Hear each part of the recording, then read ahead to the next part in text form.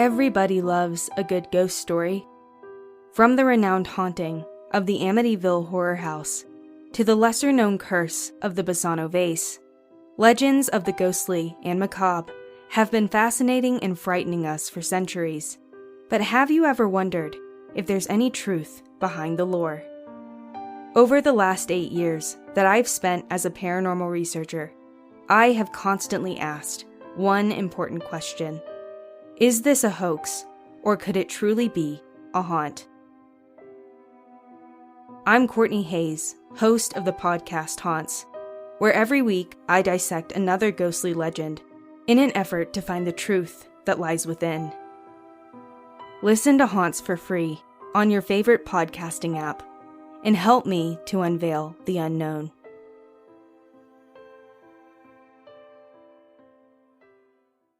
Okay. I always struggle with this part. Welcome back. Welcome back. Welcome back. This is your Creeping Me Out podcast, and I'm Maria. And I'm Jessica. And today we have some stories about, well, let me just backtrack here. So today's episode started out, when I started research about today's episode, I started out looking into leprechauns because St. Patrick's Day is coming up and we wanted to talk about them. So, but what I ended up finding was leprechauns aren't just from Ireland.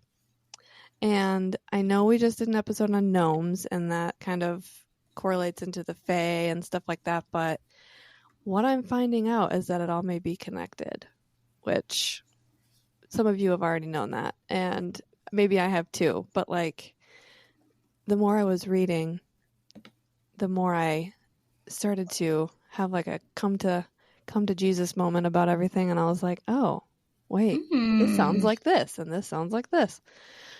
So interesting. Yeah, we've got some interesting things. If I sound raspy, I'm sorry. I have a coldish thing going on. Allergies. I don't know what it is, but yeah, my kid's also been sneezing and coughing and runny nose for like 2 weeks straight. So could be that. But anyway, so yeah, I did a little bit more research than I normally do. I guess I was feeling inspired the day I started doing research because it was a rainy day and it's slow at work, and I was like, all right, well, on my break I'm gonna start reading about leprechauns. And then I was like, oh no, I can't stop. And that's kind of how it ended up. So yeah, that happens. Here we are. Yes. I was gonna ask you, has anything creepy happened to you since we talked last? Great question. Or have you heard anything creepy? Well, my sister told me a crazy story. She did? Yeah, she told me about a dream that she had. I don't think she'll care if I talk about it, but she had a dream that this might upset you. I hope it doesn't. But this might upset you. Huh? I was just repeating you. It was funny. Yeah. She had a dream that her husband like sliced up her dog. Oh God. I know. It was like so like gory. Like I told her, I'm like, I can't listen to this anymore. Like she was so descriptive. And I was just like, what on earth do our brains do to make us have dreams like that? They're against us. Our brains are against us. Our brains are just like, how in the world? I sometimes when I have dreams and I wake up and I'm like, I'm not crazy, I don't think, but that dream made me feel like I was crazy.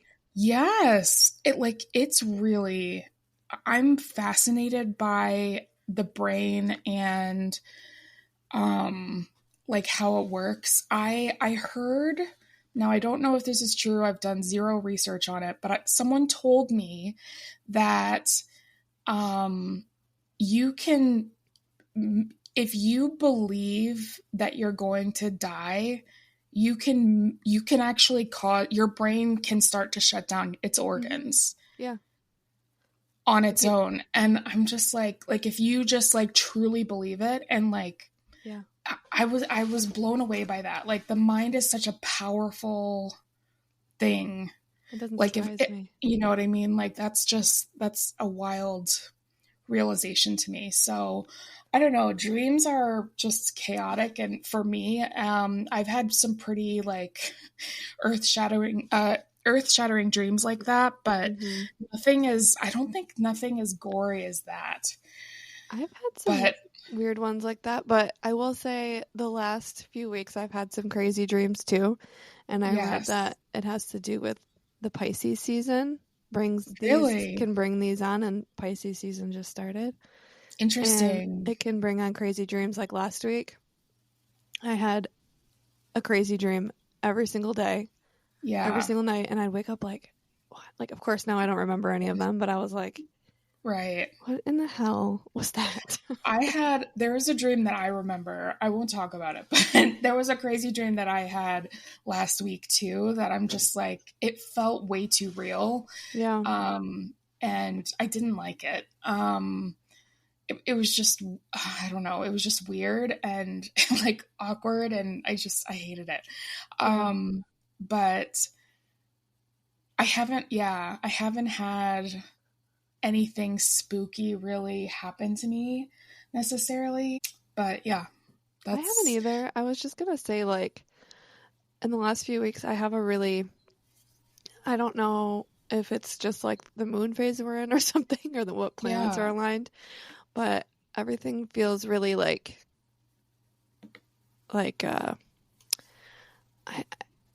I don't really know how to describe it, but everything, like, I was on a walk the other day in our neighborhood, and that I normally go on the same route every time we walk, and it just felt like, not like somebody was watching me, but just kind of like somebody was watching me. Yeah. Like, not a person, but just like the earth just feels different to me. I don't really know how to explain it. Interesting. But I don't really feel that way now. That was for a few days last week. And then I had weird dreams too, so I was just not sure what it was, but nothing specific. Sometimes I go into like a disassociative state where I feel like the world is a strange place, and I feel almost outside of my body in a lot of ways, which is kind of odd, but it happens. I think it has a lot more to do with like mental health. I was just going to say, it could be in my mental health state. That could always be some part of it. Yeah. But yeah. As far as the article that I found, I was just browsing, and this popped up a couple times in different news articles. And so I started reading about it. And there isn't much. It's a shorter article, but there's not much like documentation, which I'm going to try to look into it more, but it sounds intriguing. So in Utah, there are the U.S. Department of Defense has been investigating a town in Utah recently, and it has to do with like paranormal and like phenomena and UFO sightings and all this weird stuff that's happening. And so the government's been investigating, and apparently there was a report that was released, which is about 70 pages. I obviously did not read this, and I don't plan to, I don't think, but basically the report says there was an investigation into an alleged hotspot of paranormal activity at a property. Okay, so it was a specific place in Utah, which at the time, now this is interesting, was owned by the head of a private sector organization. Okay. It doesn't say which one, but I thought that was interesting. And it says, according to the report, the investigation included the examination of reports of shadow figures, creatures, and human consciousness anomalies. It also, which that's kind of broad, but it also said that investigators plan to hire psychics to study interdimensional phenomena believed to frequently appear at this location. Wow. So yeah, the reports does go on to say that investigators didn't find anything of note and that they had investigated hundreds of anomalies across the country. However, while they haven't found any confirmed existence of things, it's acknowledged that there are some things that are still unexplained. So Wow. there's an ongoing investigation into this property, and it's interesting sounding. Yeah. There are some, the one that I read said there was some UFO sightings in the same area too. So I don't know, maybe we'll hear more about it, but that was really all Yeah. I could find. But it's interesting. Yeah. And I know Utah has, I think it's Utah. That's where the Skinwalker Ranch is. Oh, is it really? So maybe that's what it is. I don't know. Utah is a pretty, like, it just seems innocent in a way, but it just seems so, like, I don't know. You wouldn't suspect anything out of Utah. You know what I mean? I know. But there's actually a lot that's happening. Utah is just one of those states that is just kind of there. Yeah. And nothing ever goes on there. Probably because there's not much. I mean, Salt Lake City's there. That's a big city, but yeah. I mean, I don't know. I don't know. I'd like to go there. Really? Yeah. Just because of all the weird stuff that happens there. Yeah, for sure. But anyway. That's crazy. Yeah, I thought that was interesting. So hopefully, maybe we'll hear more about that, but we'll see. Probably not. Okay, so if you're ready, we can dig into all of this stuff. Yeah, let's dig into it. All right, so leprechauns. Here's some history that maybe not everybody knows about. I didn't know about some of this. I just kind of, when you picture a leprechaun, it's Americanized. It's a little short person with red hair who drinks beer. Right. And wears green. But, so in Irish folklore, leprechauns are part of the Fae family. Really? Yes. So, like other fairies, they're small and prone to mischief, which I really, honestly, should have known. Yes. The miniature men are said to be descendants of... All right, I'm just going to preface this by saying I'm not going to be able to pronounce a lot of the words that are the Gaelic, Irish, whatever you want to call it. So bear with me. All right, so they're said to be the descendants of Tuatha De Danann, a group of magical beings that served under the Gaelic goddess Danu. According to legend, this mythical group lived in Ireland long before humans inhabited the land. Yeah. Leprechauns are believed to be a variation of the Middle Irish word lucropan. Lu means small and corp means body. Makes sense, right? Mm-hmm. Scholars have traced oral leprechaun legends back to the 8th century, but no one seems quite clear on how they came into being.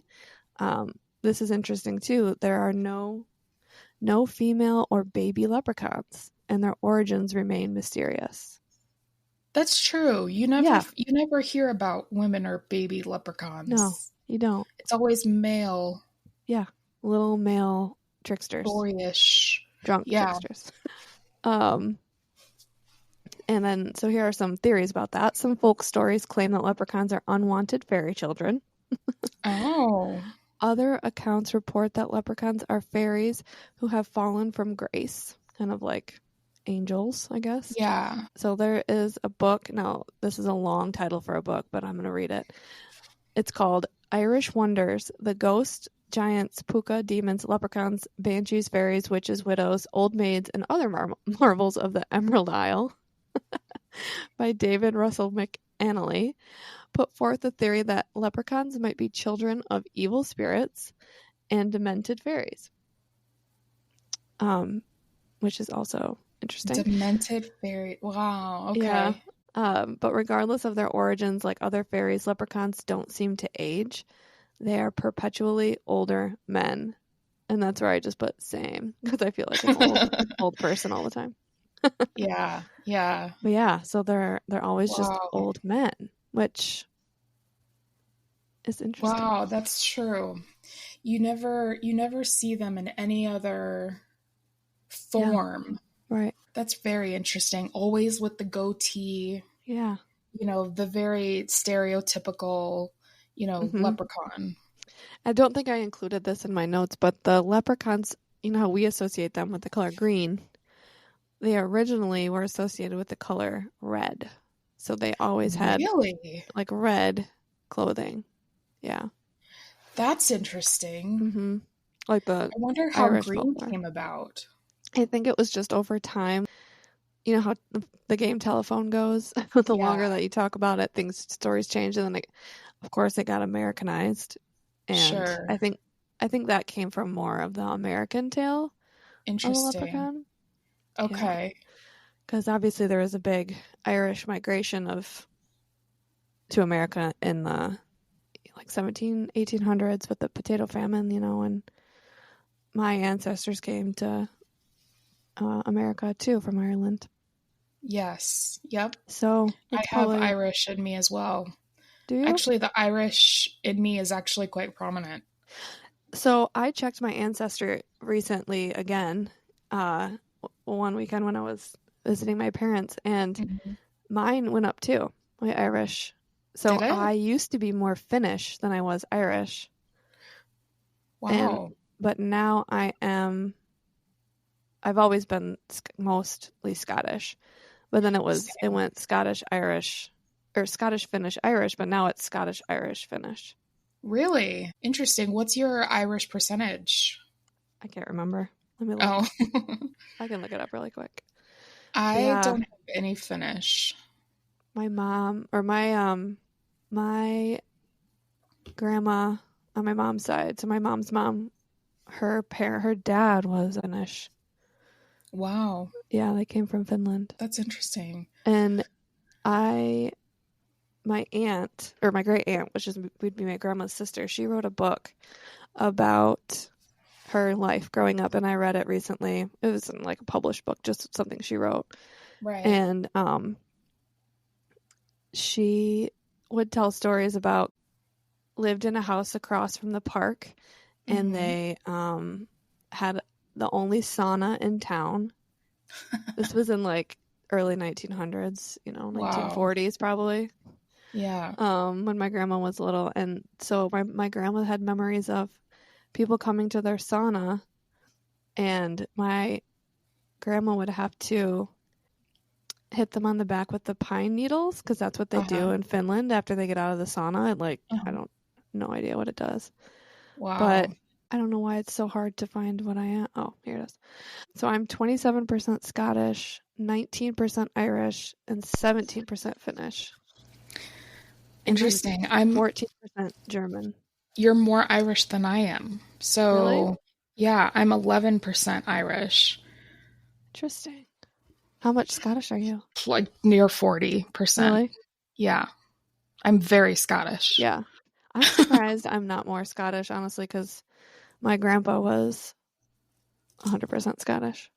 Yeah, so is my grandma. My grandma's, my grandma is the child of two Scottish-born. Yeah, I know. I don't know how we aren't related, honestly, because remember our families were not far from each other in Scotland, where they were from. Yeah, that surprises me. I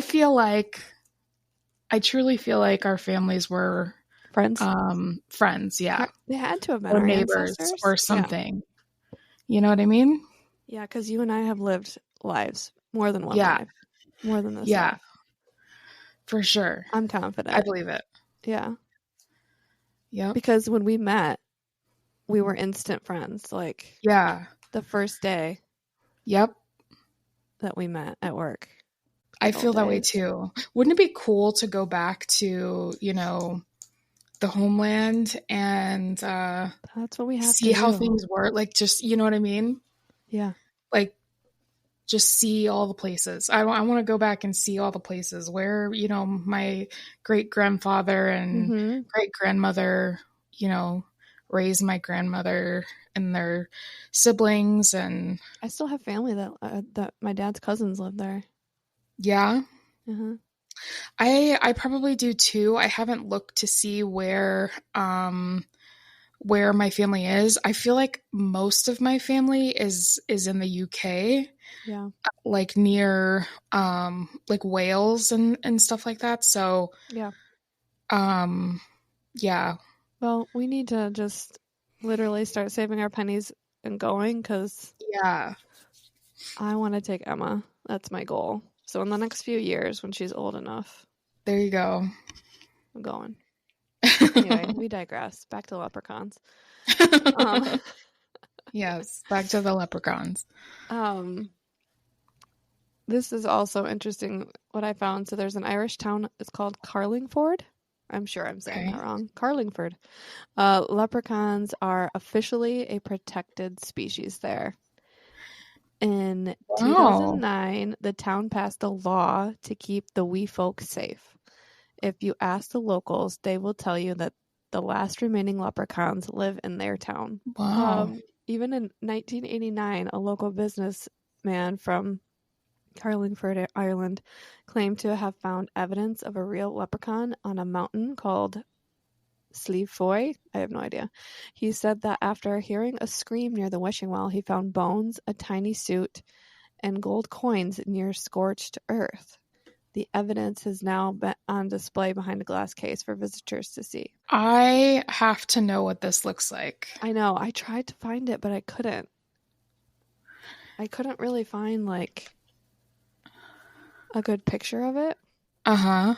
But maybe we can find it. Let's see. I mean, there's got to be a picture, right? I feel like it. Oh, maybe this is it. There's a lot of like little suits. Yeah, I don't know. Interesting. A lot of little suits, but nothing that I'm seeing.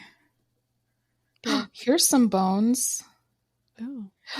The bizarre story of a green suit, gold coins, and a chance discovery. Okay, should I read this? Yeah.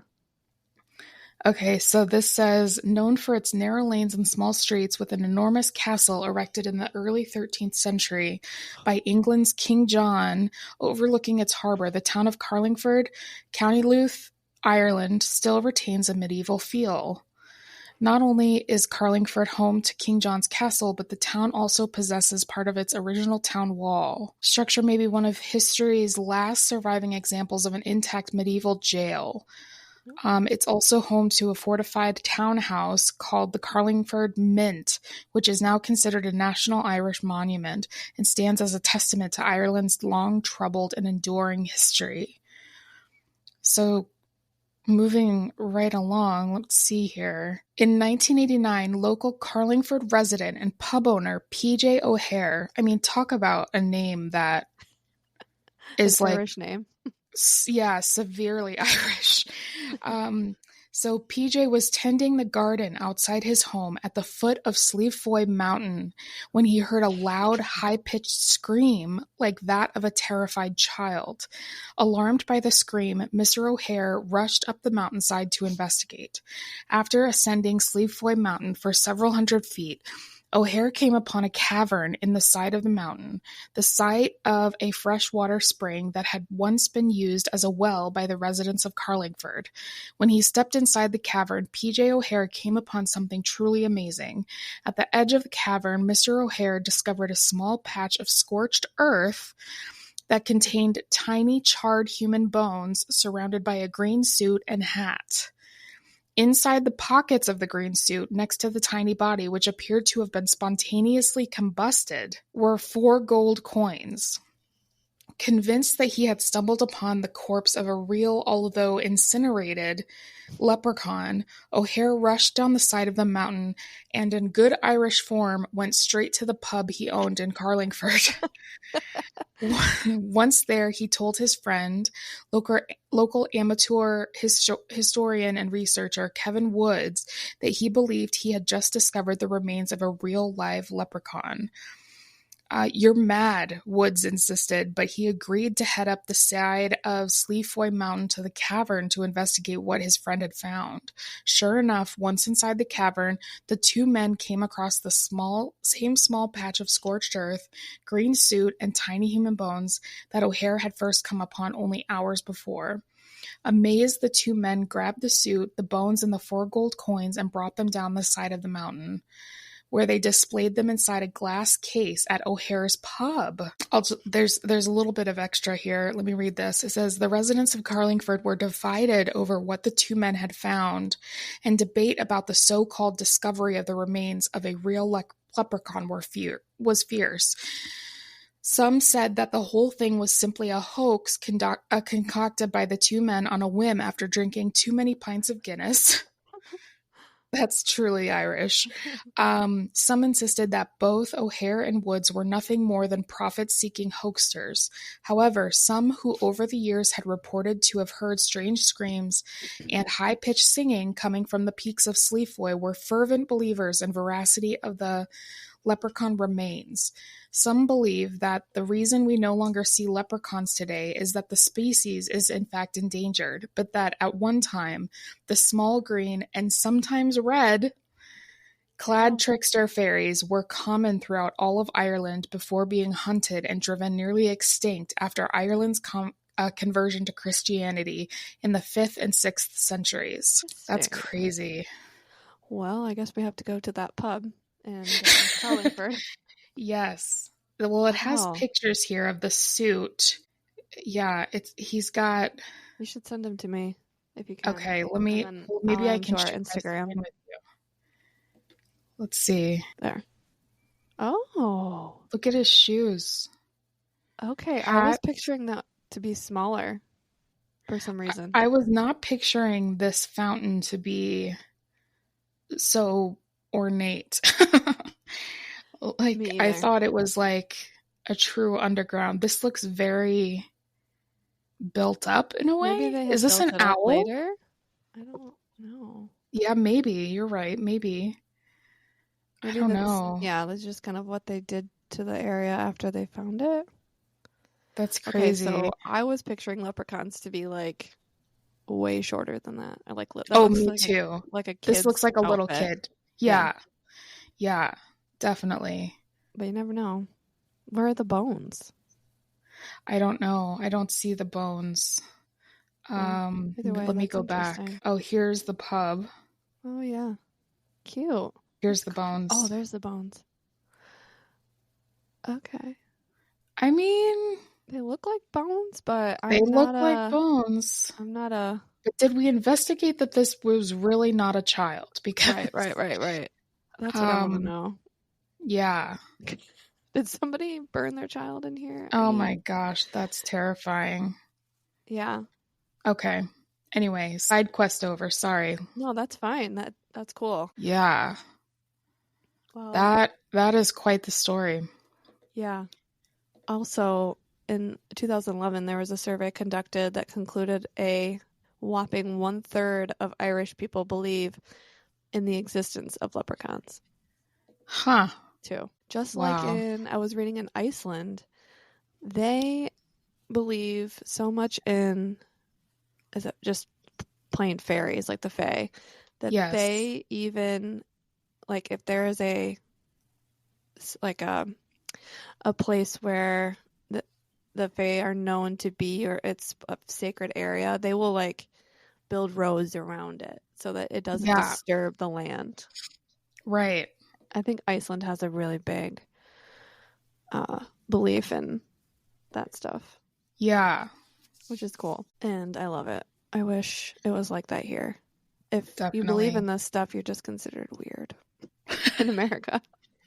Yeah, it's true. So, anything else to add about leprechauns before I move on to the next rabbit hole I discovered? All right. No, let's hear it. So, this is where we transition over to the Americas. And we talk about the little people. So, I don't know if I've ever talked about this, but I can't remember if I have on here. The Appalachian Mountains in what is today the eastern United States, did once extend into the landmass that is today the island of Ireland in northwestern Europe. Really? Yes, so back in, I don't know if it's technically Pangea or whatever you want to call it, but before that it separated, yes, those mountain ranges were all one. Wow. So if you think about it, all of those weird things in Appalachia that you hear about, and all those weird sightings of, for instance, the goblins and we'll have to go into it more one day, but there's a lot of the similar stories sounding to, Ireland. Yeah. And so cultures from around the world tell stories about small humanoids with magical powers. Gnomes, fairies, elves, they all share similarities with the little people tales of North American Indians. But the little people are believed by many of these native people to be more than a myth or legend. So they're real, essentially, to them. So this next little part is what I kind of found out on a few websites I was scrolling through, which I'll link in our stories or our notes later. But so the little people of Cherokee folklore were capable of doing good deeds for people who treated them with respect. However, to look upon one was bad luck. So potentially resulting in premature death if you looked at one of these little people. Such was the case with people lost in the woods who were rescued by these mystical beings. After finding their way home, they told their strange encounters and then they would die. Which is not funny, but that would speak to like the magical sort of like they had a magical sort of essence to them in a way. Usually those who encounter the little people are warned by them not to tell others. It is also considered bad luck to even speak about them. So, whoops. Instead, they are more done for. Instead, they are more safely referred to as skilly. Don't ask me how to pronounce that, but it means witch or ghost in Cherokee. Got it. So they kind of believed that they were, good if you treated them good and bad if you didn't treat them nicely. But here's some more information. So in the Cherokee language, no yun ehe literally means the little people who live, or the people who live anywhere. But it's often translated into English as the people who live forever, or simply the immortals. The Cherokee believed they were a type of supernatural human being, distinct from ghosts or nature spirits, as well as from gods, so they were different from them. They would still refer to them as that, though, because they weren't supposed to speak about them. Yes. They are equivalent to the fairies of the traditional European folklore. So the no yun ehe are equivalent to the stories in the Irish folklore and stuff. But the belief in fairy-like beings is universal among all ethnicities, including all American Indian tribes. They all have their own stories about these little people. Wow. They refer to them in different names and stuff, but they all have the same stories, which is interesting because I believe about them it. Because I do. What would you know what I mean? What would explain, like, they know their stuff. So they were here. What else could it possibly be? Yeah. Honestly, like, it just doesn't make any sense. And like the tribes, sure, there were some that were different names that were close that they interacted with, but like, tribes in Michigan didn't communicate with the tribes in Montana, and they have the same stories. That's right. Yeah, you're absolutely right, because I'm sure that they would have like travelers, like but those travelers, like, it doesn't happen very often, and for them to have same stories and be able to attribute them to other beings, like distinct, a supernatural being distinct from ghosts and spirits. It just that makes sense to me. Me too. So according to Cherokee folklore, the Noyan Ehe had many underground houses, townhouses, they called them, throughout the southern Appalachian Mountains. And they were particularly fond of high mountain peaks where no timber ever grew. Hunters would often hear them in the mountains singing and dancing and beating drums, which leprechauns sing and dance.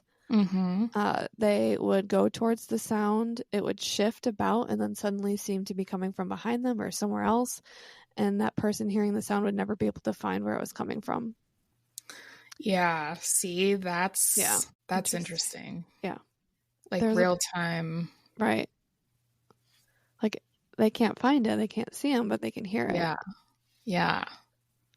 There's a book too that I haven't read yet, but I did listen to an interview about with this lady, this author. Her name's Mary A. Joyce, and she wrote the book Cherokee Little People Were Real. And she has testimonies in the book, basically, that there were ancient little skeletons and tunnels found on the campus of Western Carolina University in North Carolina, Cullowhee, North Carolina, on Cullowhee Mountain, which I don't know if I'm saying that right either, which is south of campus. So in that whole area, there's a lot going on, actually, that I need to read more about. But the testimonies give credence to abundant legends in the western North Carolina about the Cherokee Little People. They have a lot of the Cherokee Nation give their stories and experiences. So check that book out. Yeah, for sure. That's fascinating. Just for that area. Yeah. Yeah. And then the other tribe that I found had similar stories was the Choctaw Nation. They also spoke of small entities. And there was a strange article that appeared in the 1976 winter issue of Oklahoma Today magazine, which I tried to look this up, but I didn't see any the story in the archives, so I don't know if I don't know where it is, but I couldn't find it. Anyway, it had a photograph of one of the creatures in this story I'm about to tell. So, the eerie tale of the medicine men and spirit guides comes from the Yellow Hills east of Ardmore, Oklahoma. Howard Meredith wrote an article for the Oklahoma Scrapbook section of the magazine entitled Kawankashua? I don't know. After receiving a letter from a columnist for the Daily Ardmorite, named Mac McGilliard. The letter was in reference to a photo McGilliard had been shown by a friend from the Yellow Hills named Buster Ned. He was a full-blood Choctaw. Ned was chairman of the Chickasaw Heritage Preservation Committee. Oh my gosh, I cannot talk. Committee. He told McGilliard, "I want you to see this picture. You have Choctaw blood. This is part of your heritage. I want you to see it." But then he goes on to say, "You won't laugh, you won't believe, or will you believe?" And he says, "I won't laugh. As you say, I have Choctaw blood. I'm a believer." So he showed the picture. And the Choctaw medicine man in the picture's name was Uncle Billy Washington, who come from Mississippi to Oklahoma during the early days of the Indian Territory. He became a valued resident to the people of the Yellow Hills, ministering to them and collecting herbs in the woods to make his medicines. In the bottom left corner of the photo stood a small, strange entity. The Choctaw people knew that medicine men were aided by the leprechaun-like beings who led doctors to various herbs needed to cure the ailing. These spiritual beings were known as the Choctaw people as the Kawanakoshuas. Only the medicine men could see these special beings who appeared to all others as glowing lights. Uncle Billy's family did not have a single photo of him. He was convinced to travel to Ardmore, Oklahoma to have his portrait taken. To stage the photo, the photographer had him stand next to a small bare table. The developed photo showed a small strange creature standing on the table unseen when the picture was taken. So to the Choctaw people, this was proof that the Kawanakshua was, I probably said that this different every time I've said it, who served Uncle Billy. So he died in 1930. The legend tells us those creatures don't die. They continue to roam the area, and on dark nights near the doctor's former home, a glowing light can be seen reaching the Yellow Hills, searching the Yellow Hills for another Indian to serve. Wow. Which I thought was really interesting. That is interesting. Because have you heard, now this might not be anything similar, but have you heard about the Brown Mountain Lights, I think they're called? I swear they're in the Appalachian. I don't know where, but I wonder if that has something to do with it. I feel like I've heard of it. I don't know the full story and the context, but I think I have heard of it. Yeah. So I just, that came to mind when I was reading it. I just wondered if that has something to do with it. Yeah. So that's interesting. Probably has like some similar traits. Yeah, some for sure. similar communication traits. Now the last one that I found has Michigan ties, so I wanted to include it. This is, and I don't know if you've heard of this, but the Nain Rouge of Detroit. Have you heard of this? No, I haven't. So the Nain Rouge, they still have a full-on, like, some people are kind of against this, but they have a parade in Detroit every year for the Nain Rouge, and it's like a whole party. It's basically just a party for people to get drunk, and people to dress up as this little demon, they call them. Right. But what were you going to say? I was going to say, does this have any ties to River Rouge? No. Because that's in Wayne County. So. Maybe.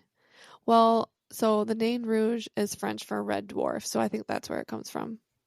Okay. Or also Demon of the Strait. So, I don't know. Maybe. But got it. It's a legendary creature of Detroit, Michigan area whose appearance is said to presage misfortune for the white settlers of the area. There are no records that indicate the legend of the Nain Rouge existed prior to the 1880s.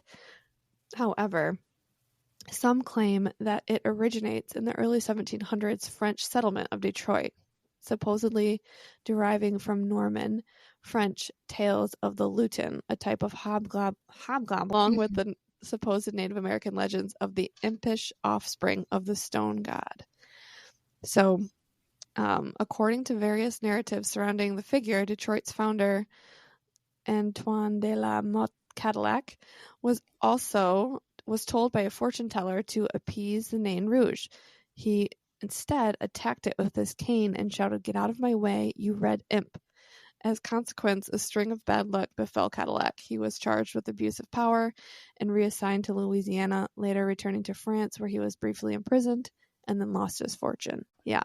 And according to some scholars, the legend of the Nain Rouge has its origins in local Native American beliefs of spirit creatures that inhabited the region, which were subsequently retold by European colonists. So, like that game of telephone I was saying, it just kind of gets all, the story changes. But according to Wellesley college assistant, is this in Michigan? I've never heard of it.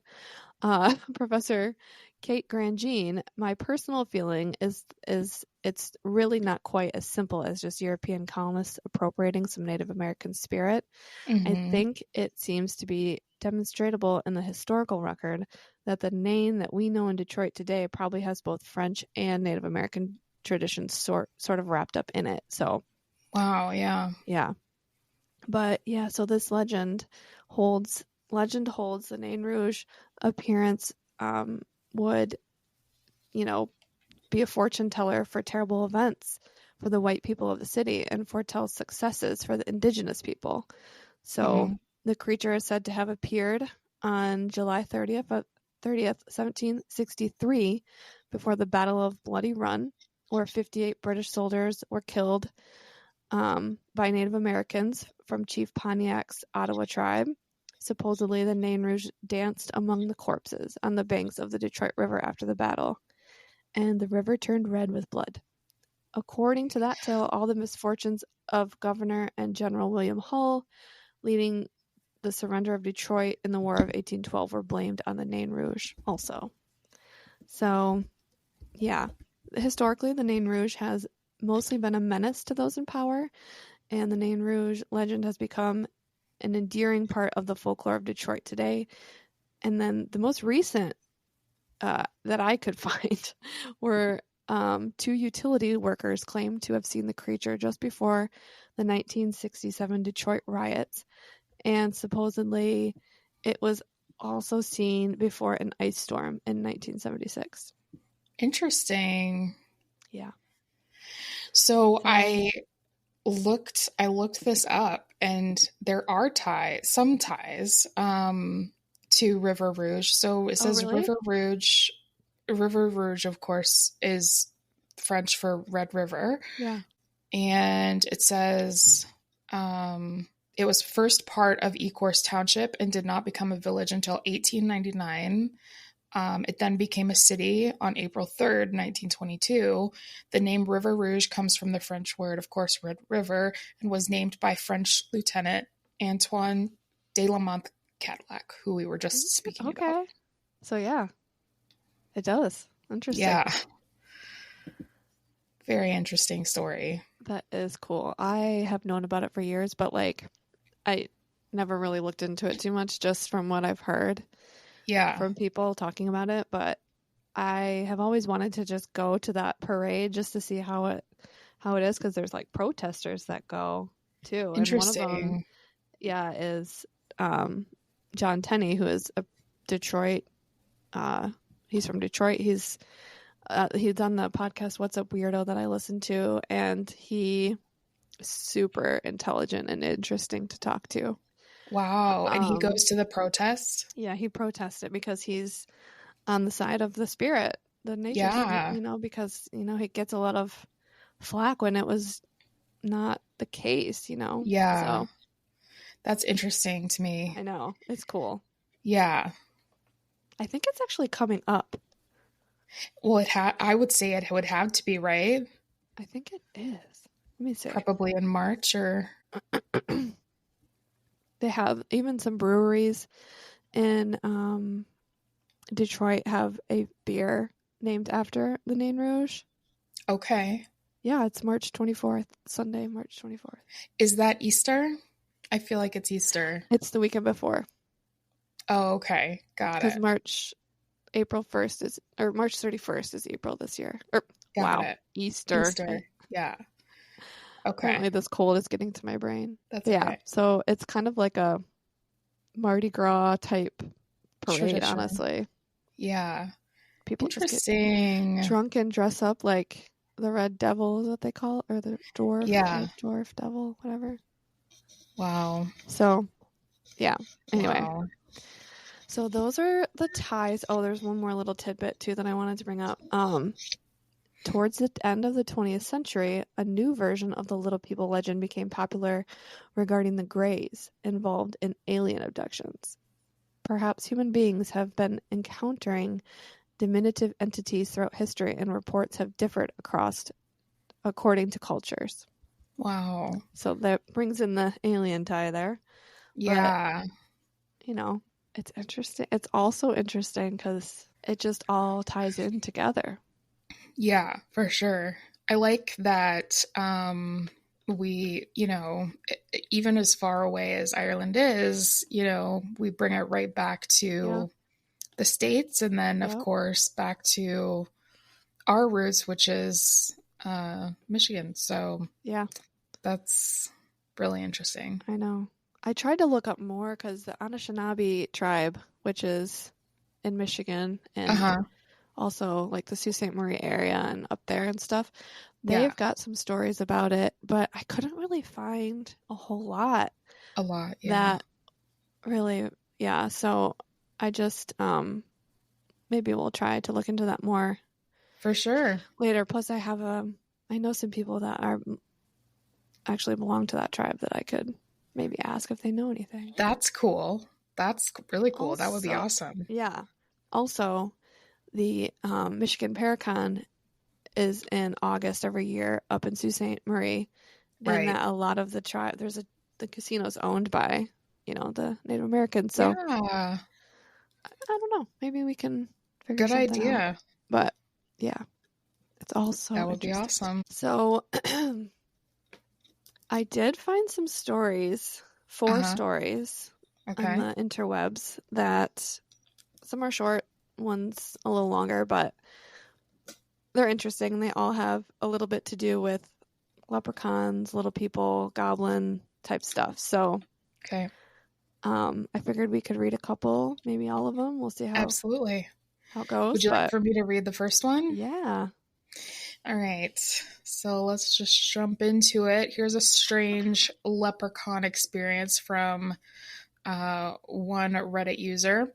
I had an encounter.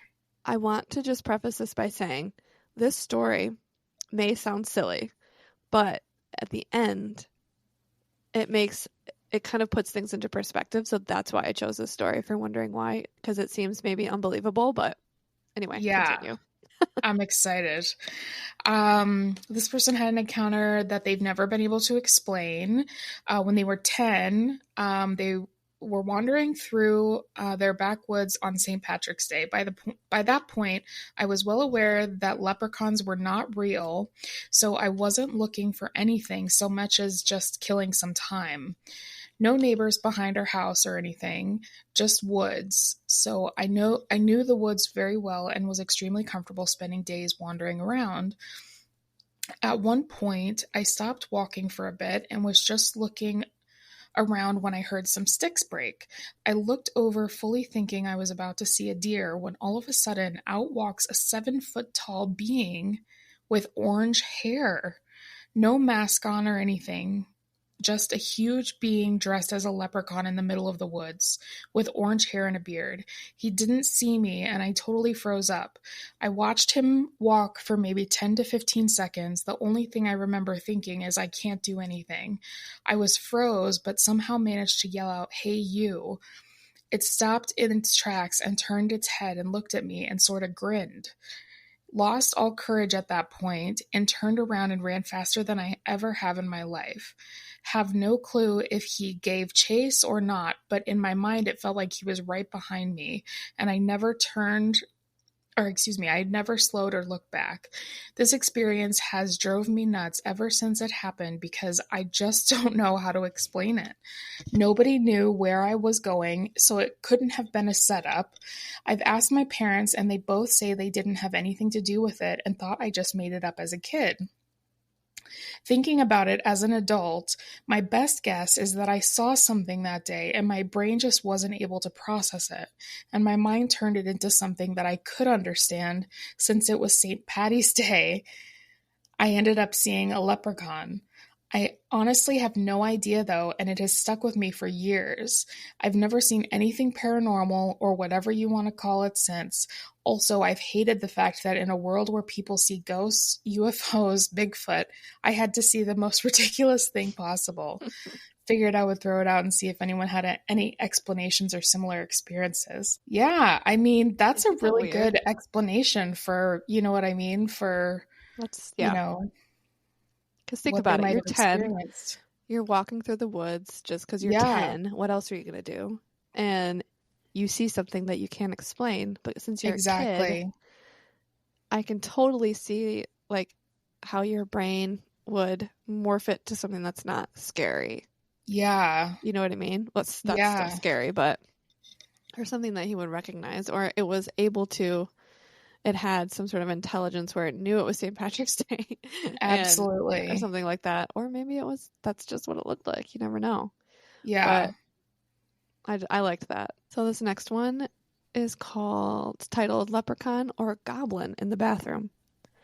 I was on a road trip about July 2014, driving through Ohio when my friend and I diverted from the route to relax at Hocking Hills State Park / Old Man's Cave near Logan, Ohio.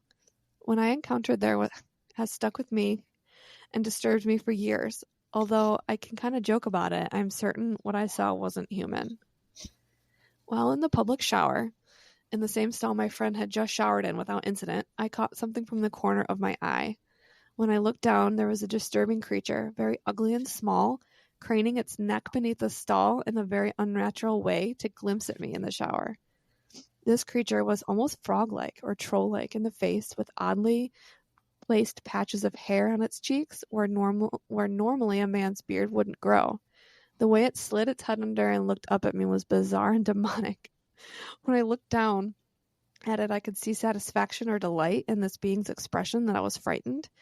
In an instant, I turned off the shower, put my clothes on while I was soaking wet, and in my head I was, thinking about what it was I saw and if I should confront it in the stall over. I heard the shower creak on. This was almost like a clever way to dissuade me from confronting it, almost trickster-like. I ran out of the shower house and immediately told my friend to drive away because I encountered a leprechaun or troll in the bathroom. And then it just says, has anyone had similar experiences in this area? The way the creature moved and could crane its neck was not human. That's creepy. Isn't it? Out in the middle of nowhere, like, yeah. That would really freak me out. I know that Hocking Hills is kind of like a tourist destination nowadays, and lots of people go there, but the creature, I don't know. I don't know if there's caves around that area. It wouldn't surprise me if there was, since Old Man's Cave Yeah. is in the title. Wow. So, isn't that gross? Yeah. Also very creepy that it happened in the shower. Yeah. Like it was just trying to spy, catch a glimpse. Ew. Jeez, poor guy. Yeah, gross.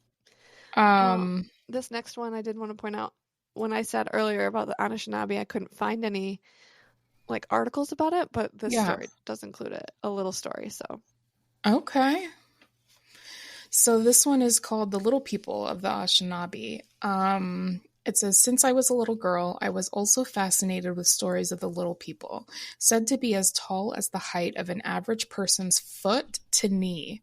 Most native tribes have a variation of the little people in their oral histories. The little people are mischievous, first of all. They enjoy lurking unseen and like to play tricks on people. They are guardians of the woods. Some Anishinaabe people who camp in the woods will leave out shiny things, sweets, and little tools as an offering. That sounds very reminiscent of a stereotypical leprechaun. Mm-hmm. Little people adore human children and have been said to find missing children in the woods. Since they are fascinated, they will insist that you play with them before seeing you out of the woods safely. That's cute. Are you kidding? Right. My favorite story was told to me by my mother. An alarmed parent showed up one morning on my grandparents' small farm. His daughter, a friend of my mother's, had gone missing. The whole community met at the last place she was seen and began combing the area. No one could even find a trace of the little girl. As dusk approached, fear began spreading. This was on a reserve in the 1950s. Streetlights would not come for some time yet. Suddenly, one volunteer heard little feet and branch snapping coming from the woods. Out came the little girl, skipping happily. Her parents were found and came to see her. She swore she had only been gone for about 15 minutes. She was with the little ones in the woods and played with them for a little while. Then they told her it was time to go home, and they brought her to the edge of the woods. It appears that their time goes much slower than ours. I had the opportunity to meet my mother's friend, and she told me the story as well. She said she was not afraid of them, and they had a lot of fun. So if you remember, the Cherokee talk about if you get lost in the woods and you're rescued by these creatures, little people, they tell you not to talk about them. But then usually people die after they are found in some way. So that's a little different. For sure. Folklore or tale, or whatever you want to call it. To me, folklore sounds fake, and I feel like this is real. So I want to call it folklore because I feel like it's real. I really do. Yeah, I don't know. I find it fascinating. It reminds me of that, story of those children, in the woods. Mm-hmm. With the UFO. Yes. And aliens. Yes. It is very similar to that. Yeah. Hey, they could be aliens. You never know. They could be. Would you like me to read this next one also? Yeah, sure. Let's see. My follower. This following started when I was 13. Ooh, Seattle. I had just Yeah. moved up to Seattle and I was pretty much a loner. Being a shy kid that didn't really talk much, I decided to pick up a hobby that would get me out of my comfort zone. That for me was magic. There's a magic shop in the Pike's Place Market I would frequent to pick up books and DVDs. I remember the owner telling me I should practice and practice until I have it perfect, and that my mom could critique me as I learned, which she did, and I'm very thankful for that. Anyways, I found a very simple magic trick in one of my books that I thought would be easy enough to do, yet hard hitting enough to get a good reaction. So I started practicing day in and day out. About a week or two of practice, I decided to go show my mom. Now the house I lived in was 2 stories. At the top of the stairs, you can go right and end up in the bonus room, or if you went immediately left and took a step, you'd be right in front of my brother's room, and to the right of that was a bathroom with a giant mirror. To the left, there was a hallway. My room was right next to my brother's, and from my bed, if I wanted to, and if the door was open, I could see right into the bonus room. We usually kept that door closed since no one was ever in there, and my mom's room was down the hall past the staircase and to the left. So I walked down the hallway to show my mom this trick in her room. I'm proud that I've been practicing for weeks on end and that I've gotten pretty good at the trick. My mom told me how to spice it up with some talking, what we magicians would call patter. And I leave her room quite happy that I tricked her. As I walk down the hallway, I'm practicing my slates and different moves I need for the trick, looking down at the cards the whole time.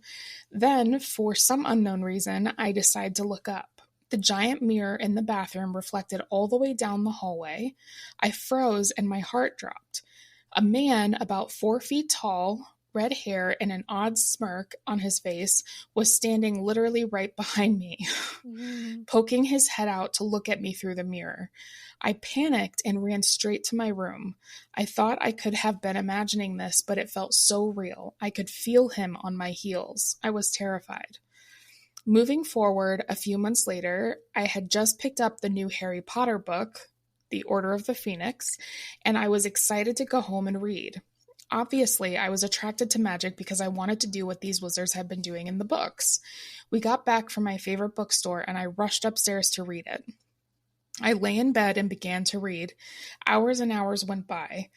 I was so focused on what was happening in the book. All of a sudden, something catches my eye. The door to the bonus room opened just the slightest. It was already dark, and so was the bonus room. I couldn't see anything in the room for about 2 seconds, and then there he was, the little man from before. He stood there with the same smirk and red hair. I didn't freak out this time. I just went back to reading.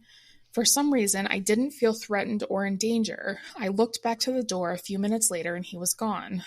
This was the first 2 times I saw this little dude, which later became known as the Red Baron, for no particular reason beside his red hair. Wow. I like that story because, he's obviously an imaginative kid because he likes magic. Yes. But at the same time, I don't feel like it's, I don't know. I don't feel like that's imaginative, in my opinion. What's interesting to me is that out of all the places I've lived, Washington State, Seattle, the weather reminds me a lot of Scotland and Ireland. Yeah. And there are some shops underground that you can go to, and just the underground feel of you actually go underground to these shops.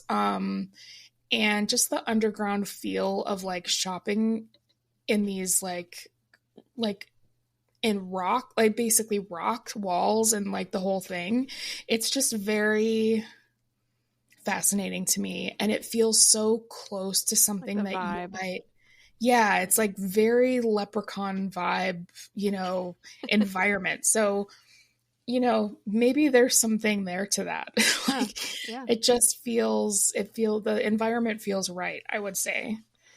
And I would trust your intuition because you have a very strong Yeah. feeling. Your feelings are very strong. And you know what else is that in some of those shops, they sell genuine gold nuggets. Really? Yeah. I Interesting. purchased several of them. Oh. Yeah. Wow. Yeah, it was really, I can't remember where these underground shops were. I was quite young. That's Let me cool. see. Underground shopping in Seattle. I've never been Yeah. to Seattle, but I'd like to go there. It's an underground market, Seattle Underground Market. Was there like gold mining in Seattle? I mean, there had to have been because, Because that coast. yeah, we purchased. I mean, this was genuine gold too. These gold nuggets. I can't. Oh, it was so long ago. But it was very real, very interesting. They also had a lot of like crystals and things like that I remember. But I don't think this was at Pike's Place because I've actually after living there, I've never been to Pike's Place to my knowledge. So yeah, but I mean, they have like brick tunnels, under there, and you can go there. I mean, the ceilings are very low. It's a very like underground cave-esque type feel. Yeah. So there was a gold rush in Seattle. Yeah. In the early 1890s. I feel like I would like Seattle. Yeah, I feel like you would like it too. Interesting. Okay. The last story. No, we're going to Bavaria. Okay, we're taking a trip back to not America. Yes. So this story is titled, I Had an Encounter with the Little People in the Mountains of Bavaria. This person is from Germany, but it says the following happened to me about a year and a half ago after the COVID pandemic began.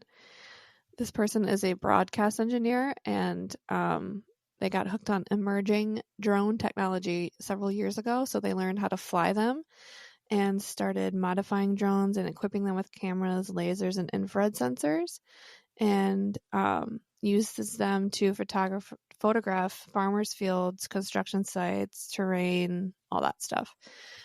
So his business took him to all over Germany, but also to Austria, Switzerland, France, and he's on the road a lot. So a year and a half ago, I got an assignment. I should come to Bavaria near the border of Austria. Excuse me. There I was to photograph and scan the shore of a lake near the Ruchenkopf, a beautiful mountain, with a high-resolution camera and a laser scanner with an environmental protection organization, whatever that means. From where I live, it was nearly a 6-hour drive. The nearest settlement is only 6 kilometers from the mountain, but with all the hills and mountains and forests and dirt roads, it feels like the middle of nowhere. On my way up to the lake, I stopped at an alpine hut where I had put up a tent, I'm assuming. This was not a hotel, but a small inn with 3 small rooms that an old couple rented out. They were 2 very nice people. I needed to get my luggage to the room and then went by car to the lake. Around noon, I was there. It was cool but beautiful day, and only a few thin clouds were in the sky, which was perfect for taking pictures of the lake shore with the camera drone. It's not a big lake, but it still took a few hours to capture everything. Then it was the drone's turn with the laser scanner. Before I knew it, it was evening and dark, and I couldn't see anything. I was still missing the northern foothills of the shore, but that wasn't a problem since I budgeted 2 days for the job. I packed up the drones into the car, parked a short distance from the shore, or a short distance from the shore. Only then did I realize that it was completely dark. By now, wow, my voice is going. Only one hardly realized it, but away from the cities, there is total darkness at night. I could hardly see my hand in front of my eyes, but could hear all the more. It rustled, the wind breathed through the patch of forest that enclosed the lake. It was beautiful, but also damn scary. And now I wanted to drive to the alpine hut as quickly as possible. I got in the car and drove off. The journey should take about an hour and a half. At least that's how long it took me to get from there to the lake. But in this dark night, I didn't dare drive as fast as the daytime because the roads are not tarred, but only gravel, and everywhere was forest, in which all kinds of animals are at home. I was on the road for about 10 minutes. I went over a very narrow gravel road downhill and into the forest when I suddenly slammed on the brakes because in front of the car was something in the headlights. At first, I know, right? That scene in my head is just like, I know. That's just like, no. Yes, exactly. Me too. Oh, God. Like, dark as hell. You're in the woods on a gravel road downhill. No. Nope. Oh, man. God. Okay, so at first, it was a wild boar with its piglets. Or maybe some rabbits. No, it was something else. About 4 or 5 meters in front of me stood 3 little creatures. They looked like human beings, maybe a foot high, no more. They were staring directly in my direction, and their eyes were twinkling in the headlights, not like a cat's eyes. It was more of a dull twinkle that their eyes threw back. The little creatures were not naked, but wore clothes, small dirty pants, a poncho of some sort, and one of them held a small stick that he leaned on. It was a bizarre sight. And although these 3 things did not look threatening in any way, I was suddenly overcome with incredible panic and fear. I do not know why, but I pressed the horn on the car, and amidst the forest and the dark night, it sounded incredibly loud, so loud that I frightened myself. The little creatures suddenly flinched and scurried off the road into the forest. When I didn't see them anymore, I drove on. I had to force myself not to speed and kept glancing in the rearview mirror, where at one moment I thought I recognized 2 shimmering eyes looking after me on the road. It felt like an eternity when I finally arrived to the mountain pasture, where the old gentleman greeted me. He could see that I was completely lost and asked me what was going on. I told him he wouldn't believe me if I told him what I saw, but he told me to call his bluff. And I felt an urgent need to tell him what had happened to me. So I told him. He didn't laugh, didn't make a face, just nodded in agreement and said that what I had seen was known by everyone in that area. It was the little people who lived in the forest and deep in the mountains. Few have seen them, but most everyone in the area knew someone who had an encounter with them. I did not have a good feeling when I went to the lake the next day to finish my work, and again I had the feeling that someone was watching me from the woods. He went back, or she, I don't know if it's a he or she. I hurried and was glad that it was still day when I could leave again. No, thank you. Pass. Oh, God. I would not be going back. That sounds straight out of like a fairy tale storybook, you know? Yeah. Like the description of them, not the other parts, but... You know, that one sounds a whole lot less like a leprechaun than some of the other stories, yeah, but it does. It definitely still has the same telltale elements. Like little. Yeah. So and dressed in that raggedy is clothes interesting. kind of thing. Yeah. Do you think that the leprechauns are different heights? Or do you think that they're all the same height? That's a good question. Because me, some of them are 4 feet tall. The image that we saw, I wouldn't consider that to be 4 feet tall. Would you? Maybe. It kind of looks like something like my height, 5'3". Really? You thought it was that tall? No, I thought it looked like it looks small. And then others tend to think that they are like miniature, a foot tall, right? Yeah. Like not even, That's that why large. So there could be some different races of little people. Now that's a thought. Yeah. Wow. Just like there's different races of humans. Yeah, exactly. I think they probably all vary in size, but I don't feel like they're going to be 4 foot tall. I am always like, yeah, the tallest I think I would feel like they would be is like 2 feet, 3 feet, right. maybe, like I don't know. 4 feet seems Right. tall. 4 feet does seem tall. Yeah. Very interesting. But Great now stories. we're gonna have to talk about giants next. Ooh, great. Like giants and trolls. Yeah. Good thought. Yeah, because I bet there's a lot of lore about that. there is. Yeah. There is. I have two book recommendations. One I already mentioned, The Cherokee Little People Were Real by Mary A. Joyce. And then I actually started listening to this story because it sounded intriguing. I haven't finished it yet, but it's called Summer with the Leprechauns. It's a true story. And it's by author Tanis Helliwell. And it's a story, so far, from what I'm catching, it is she in midlife went to live in Ireland for a little bit, and she rented this cottage and had like full-on experiences with leprechauns, and and other fairies and other fae and other beings like that. And she says that she learned a lot from them about how we need to work together with them. Interesting. For the human race. So I haven't finished yet. It's a cute little story. She says it's true, and I believe her if she thinks it's true. Yeah. In fact, in one point in the book at the beginning, she's like, "You're probably wondering about my mental state." Yeah. And she's like, "I'm not crazy," essentially is what she says. So I don't know. It's mercy. cute. Yeah. So good stuff to check out. Yeah, for sure.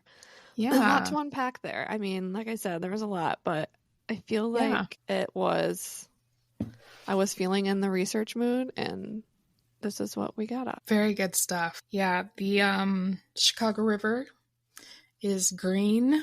Yes, on St. Patrick's Day. Yeah. Or is it green right now? It's green right now. Oh. They turned it green this weekend. I think. Cool. I think I saw that. Yeah, they probably did. Usually it's the week before. Yeah. So yeah, I guess, yeah. St. Paddy's Day is next week. Yep. Cool. Well, I hope you all have a good St. Patrick's Day. Yeah. Enjoy. Have a bottle of Guinness. If that gross. floats your boat. Not mine, but I like I won't be connecting with my Irish heritage, my either. Little bit of Irish heritage.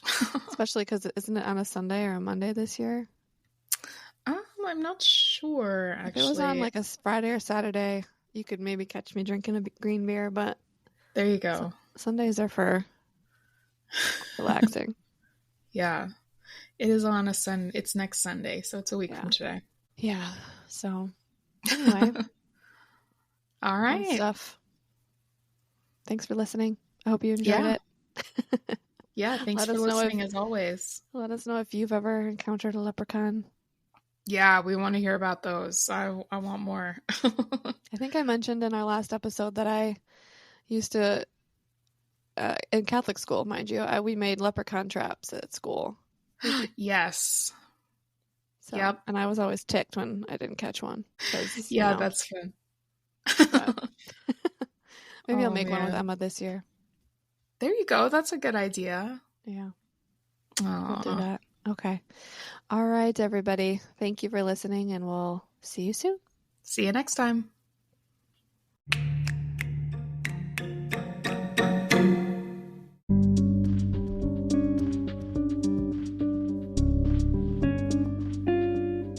Hey everyone, Maria here. Just wanted to say thank you for listening to today's show. As always, we really love hearing all of your weird, creepy experiences that you send us. We really appreciate everybody who's sent us a story, and we have a lot actually lined up still. So please keep sending them in. Tell your friends to send them in. You can email us at ycmopod@gmail.com, or now you can call us at 616-202-1460 and leave your story or experience on our voicemail, and we'll play it on the show. To help our show grow and to bring you the best content, please share, rate, review our podcast.